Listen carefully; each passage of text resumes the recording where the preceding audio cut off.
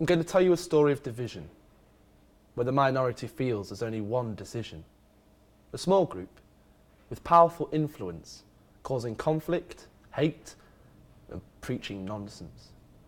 They prey on the weak and on the narrow-minded, brainwashed with rage, their moral compass is blinded. In the name of our country or defending religion, justify the cause behind warped derision and fiction. What is poetry is a question that's quite hard to answer because I think it's different for everyone.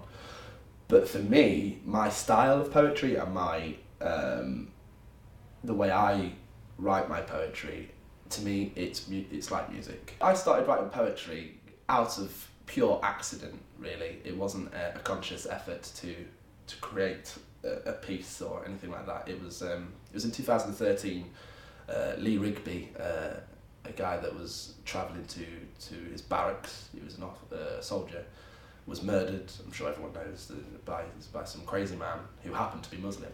I noticed that there was division and divisiveness within people. Obviously one side turns out to be Muslim side, one side turns out to be white British side, and that's how it felt at the time. And I thought division, and then I thought decision. They rhyme.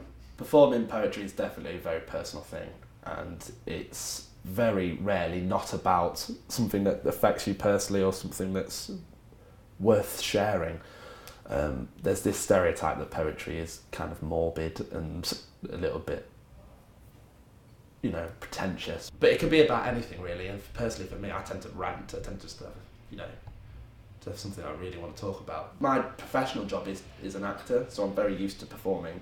I've been doing it professionally for 10 years now, and it's my job, it's something I'm very used to. However, performing as a character is totally different to performing just as me and giving everyone a glimpse at the real me rather than these character masks that us actors put on. Honestly, my first thought when waiting to go on stage in the poetry realm is don't fuck up. That's literally it that's going on in my head all the time. Slow it down and remember what you're talking about. It's one of the most nervous times is the moment just before you go on stage, and that's when you start to doubt yourself. That's when you start to think, are they going to enjoy it? That's when you've got time to think, and that's the worst. Because if they shove you on stage and you go, oh, going on stage now, you gotta make it work. You find a way to make it work. It's nerve-wracking, and the first time I did it, I was more nervous than I've ever been performing as an actor. But it's worth it when you get to share a bit of you and you get to use it as therapy in a public platform.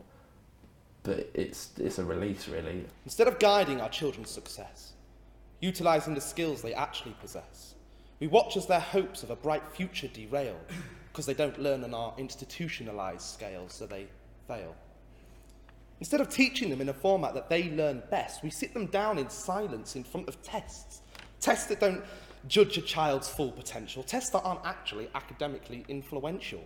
Being an actor and a poet, I think, are different things. I've only found out through working with other poets. Being an actor totally gives me that experience and that help in performing my poetry, and it gives me those tools to help engage an audience. So I think it's to be a poet and an actor. For a creative standpoint, I think it's best of both worlds, because I've worked with poets who are so self-conscious and so apprehensive of performing their poetry, yet they create these amazing pieces and these heartfelt, personal poems about them, and they have no idea how to perform. So yeah, I will agree that artists do need to feel validated and they do need to share their work, and it is a common thing, especially with poets, because it's such a personal thing. But they want to share this. It's a way of talking to someone as well. When you want to talk to somebody, but you're not very good at expressing your feelings, well, let's write it into a poem and put it out there, and then someone can get it.